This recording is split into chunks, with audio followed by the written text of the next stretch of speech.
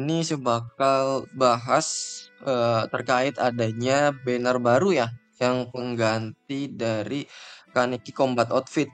Ah, dan ternyata sekali lagi ya urutannya memang berbeda dari versi Tokyo Ghoul Break the Change. Jadi memang agak sedikit sulit buat diduga gitu ya. Hero ini hero baru eh yang urutannya tuh setelah Takatsuki Sen sebenarnya. Dan mungkin ini salah satu viewer saya juga kemarin bener ya katanya ya. Mungkin selang-seling bang gitu ya. Antara eksklusif kemudian banner limited kemudian eksklusif lagi. Ternyata mungkin benar seperti itu ya. Benar kata beliau. Susunannya berbeda dengan yang ada di Break the Chains. Coba kita lihat dulu ya. Di bagian papan pengumuman teman-teman. Jadi sini udah ada ya bahwa banner selanjutnya adalah Mr. MM atau Suskiyama ya.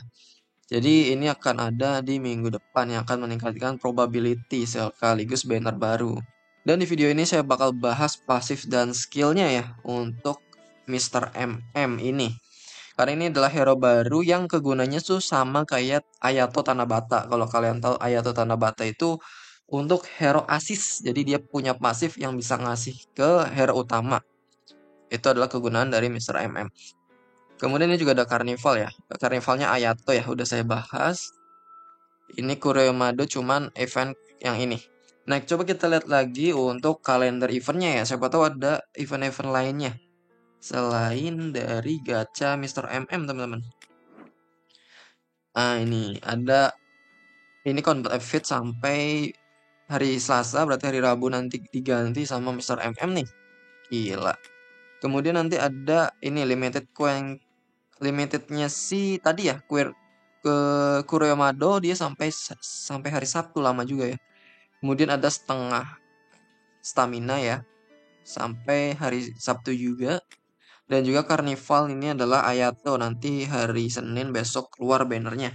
Insya Allah saya gacha untuk bintang 0 aja. Tergantung dari itu juga sih reward di bagian atas ya.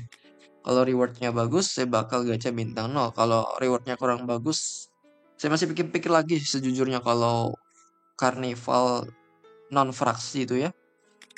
Oke, kita langsung cek aja. Oh ya, satu lagi ya yang belum saya cek itu adalah top up-nya teman-teman. Apakah Kuremado keluar? Ini pack apa nih?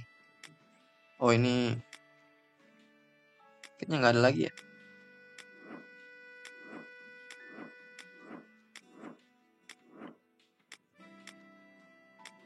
Ini apa nih?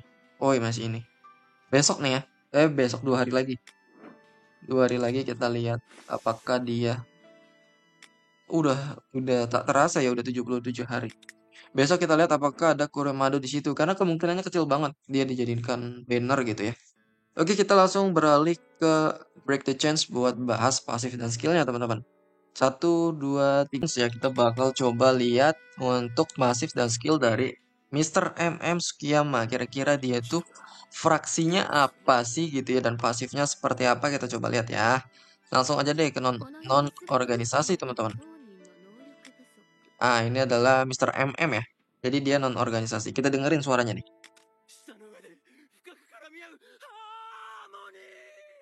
Kurang lebih sama ya kayak ini ya. Beda ya.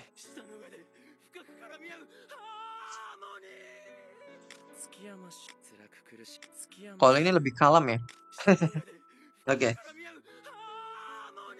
Jadi kita udah tahu ya untuk Mr. MM ini dia ada di warna biru dan juga dia adalah non organisasi yang tadi saya udah filter. Kalau di sini dia udah turun sih statistik atau posisinya tuh jadi ke SS ya. Dia tipenya balance teman-teman untuk Mr. MM ya. Saya kurang tahu ini dia pakai topinya ini ya, Noro ya. Kayak mukanya Noro ya. Kayaknya dia habis penyamaran jadi Noro apa gimana teman-teman. Saya agak lupa.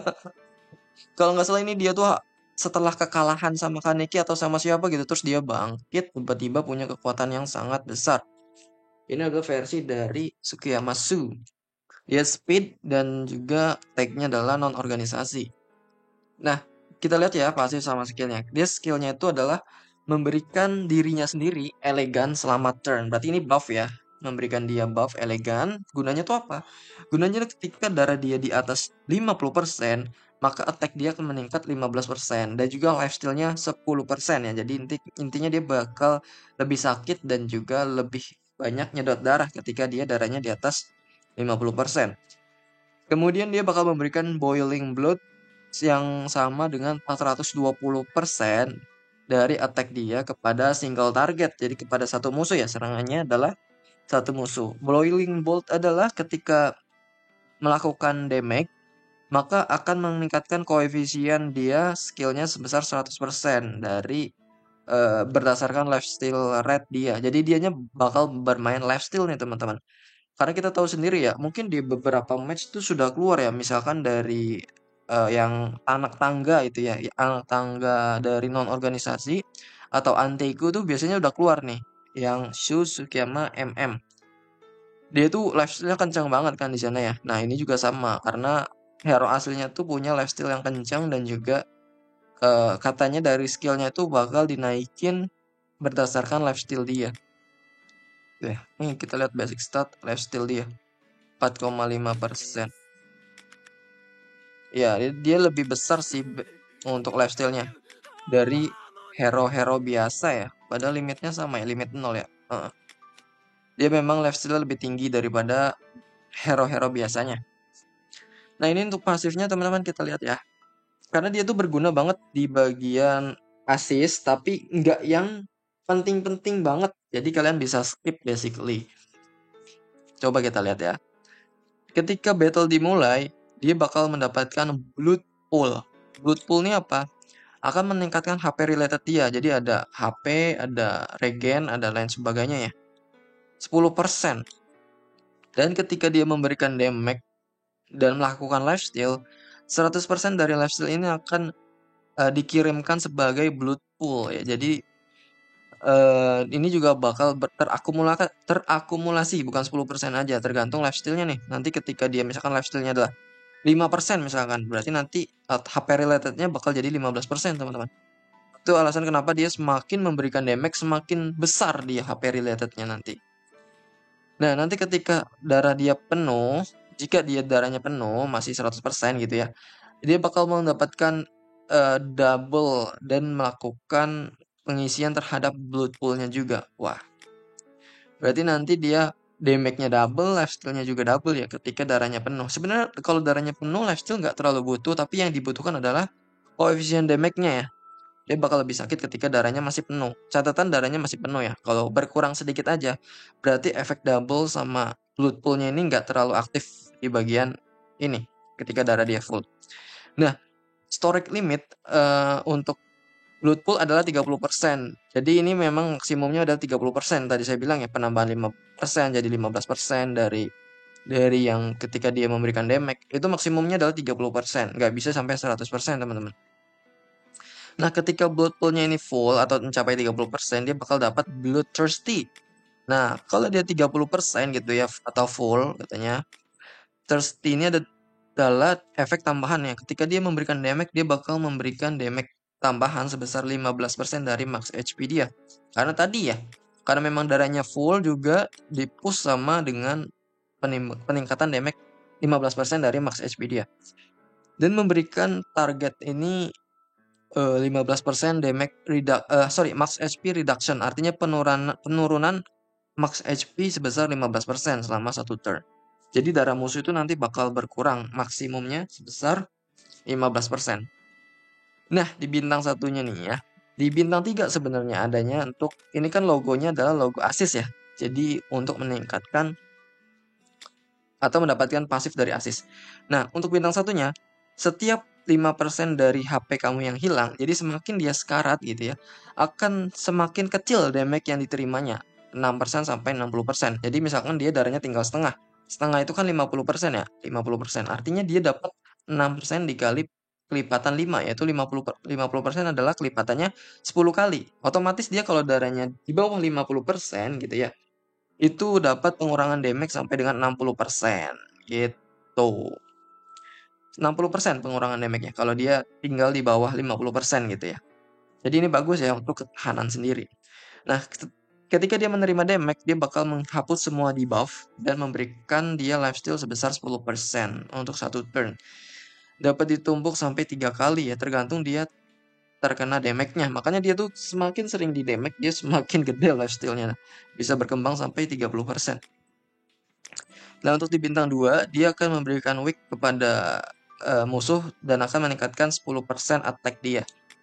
Nah, ini yang di bintang 3 ya. Jadi, kalau kalian tahu di sebuah line up itu ada yang bertindak sebagai assist, ada yang bertindak sebagai backup, ada yang sebagai line up utama. Jadi agak dibedakan ya.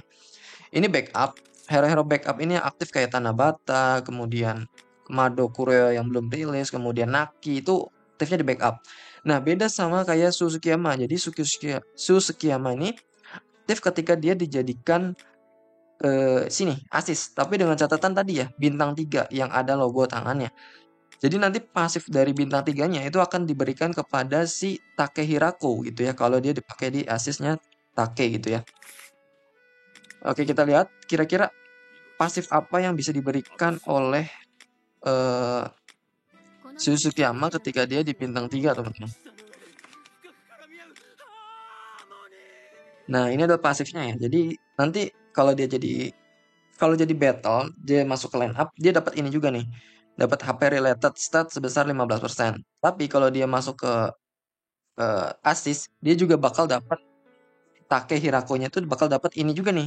Dapat peningkatan HP related sebesar 15% ya. Jadi basic stat HP-nya ditambah, kemudian lifesteal-nya juga ditambah. Sebenarnya bagus sih untuk Owl ya. Kalau kalian main Owl nih bagus banget karena meningkatkan HP related cuman dari assist doang gitu ya. Bagus banget, serius. Cuman ada tapinya, nanti saya bakal bahas di akhir aja ya. Saya bakal bahas pasif bintang 3-nya dulu sama bintang 4-nya. Dan ketika setiap ronde dimulai, dia bakal memberikan sebuah shield sebesar 30% dari HP yang hilang selama satu ronde. Jadi nanti akan selalu ada shield di bagian hero yang terkena assist dari si Susukiyama.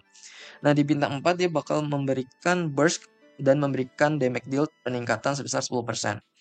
Oke. Jadi gitu ya, pasif bintang 0 sampai bintang 4-nya dia bagus, cocok untuk masuk ke asisten. Cuman saya kasih tahu lagi, ini bukan hero yang wajib banget karena nanti masuk ke dalam shop.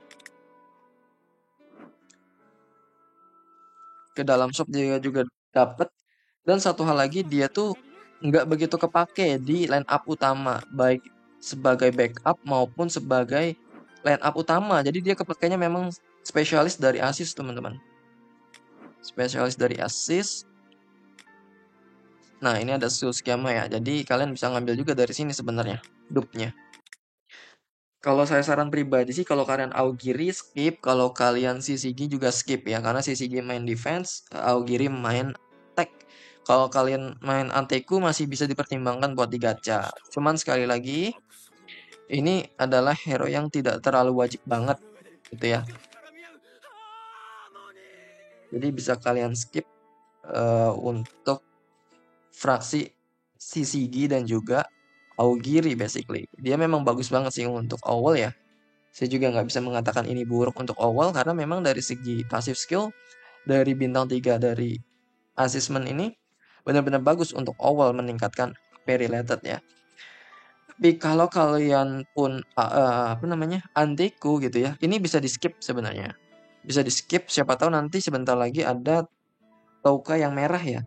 Jadi kalian bisa persiapkan aja untuk toka yang merah. Tapi kalau kalian ngerasa demon saya banyak nih untuk antiku gitu ya, silahkan siapkan aja demon untuk gacha ini juga nggak apa-apa. Tapi sekali lagi saya ingatkan, biasanya 300 PT itu adalah bintang 3. Dia kan nanti PT-nya 200 ya. Mungkin kalian sampai PT 200 itu bintang 2 doang gitu. Jadi 200 PT itu kan butuh sekitar kalau diamond tuh 60.000 diamond ya. Jadi bintang 2. Kalau bintang 3 berarti butuh tambahan ekstra lagi untuk mendapatkan bintang 3. Berarti sekitar 300 PT lah mungkin. Ya. Oke, mungkin itu aja kali ya. Saya mau bahas apa lagi untuk Susukiyama? Kurang lebihnya seperti itu teman-teman. Bagi kalian yang mau ngambil, silahkan. Ini kegunaannya ada di asesmen ya. Oke, mungkin gitu aja video kali ini. Kurang lebihnya mohon maaf. Sampai jumpa di video selanjutnya. Bye-bye.